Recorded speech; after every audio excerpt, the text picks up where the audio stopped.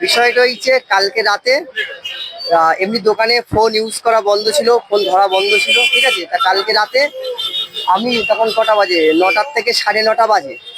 তা ওই যে ডিম 11 না কেকটা বলে, তা সেটা জাস্ট আমি ফোন নিয়ে একটু দেখছি। তা দেখার সাথে সাথে দোকানে যে ক্যাশিয়ার দাঁড়িয়েছিল, দাদা অনলাইনে ক্যামেরা দেখে তা ওকে বললো ওখান থেকে ফোনটা নিয়ে, প্রথম বললো আচার মেরে ভেঙে দে। তা ও আর সাহস করে ফোনটা ভাঙতে পারিনি। তা ও আবার দাদা ওকে ফোন করেছে, ওই ক্যাশিয়ার আবার দাদার বাড়ি গিয়ে ফোনটা দিয়ে এসেছে। তা কালকে আমি ওনাকে অনেকবার করে বললাম যে আমার ফোনটা আমাকে দিয়ে দাও, তখন বলছে আমার কাছ থেকে ছাড়িয়ে দাও, কাছ থেকে বের করে দাও। সেও আছে, কিন্তু আমার ফোনটা আমাকে দিয়ে দাও, আমি চলে যাচ্ছি। এই বলার পর কালকে অনেকক্ষণ ছিলাম, প্রায় তোমার 12টা পর্যন্ত ছিলাম। তা কালকে আমার ফোন আমাকে ফেরত দেয়নি। আজকে আবার সকালে আমি আসলাম, সে একই ব্যাপার সকালে ঢুকলাম, দোকানে বলছে একজন স্টাফ বলছে দাদা তোর বাইরে দাঁড়াতে বলছে, বাইরে দাঁড়া, তো গার্জেন বলবে তারপরে। আমি বলি গার্জেন মানে? কালকে আমার বাবা 20 বার দাদাকে ফোন করেছে, 20 বার, একবার দুবার না, কিন্তু সেই ফোনটা একবারও রিসিভ করিনি, একবারও করিনি। বাড়ির থেকে বললো দেখ তুই যদি কাউকে বলে ওখান থেকে ফোনটা নিয়ে আসতে পারিস, নিয়ে আয়, কেন ওনার টাকা আছে এবং সব কিছু করতে পারে, আমাদের তো আর কিছু নেই, আমরা কিছু করতে পারবো না। এই হলো ব্যাপার বিষয়টা। হ্যাঁ, এখানে আমি নেই করে 7-8 বছর কাজ করছি, 7-8 বছর। আর এখন আগে একটা মোবাইল নিয়েছি সেম কারণে, আমি মিথ্যে কথা বলবো না, আমি ডিম 11 যেটা গেম সাজাই সেটা খেলার জন্য।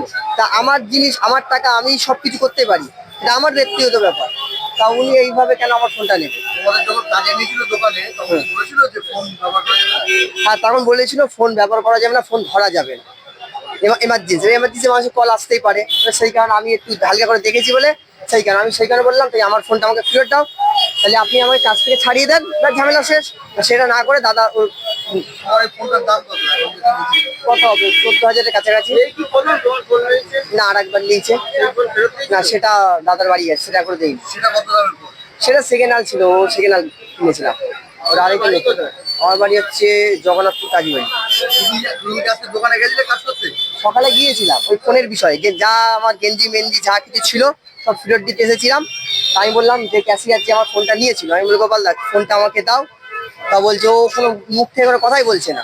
তারপর আবার আমি কিছুক্ষণ পর আসছি, আবার গিয়ে ঢুকলাম, ঢোকার পর একটা স্টাফ বললো দোকানের বাইরে জানাতে বললো যে দাদা যে ফোন নিয়েছে তার কাছে গিয়ে বোঝ, দোকানের মধ্যে কিছু করবে না। এই কলমমোর নিয়ম।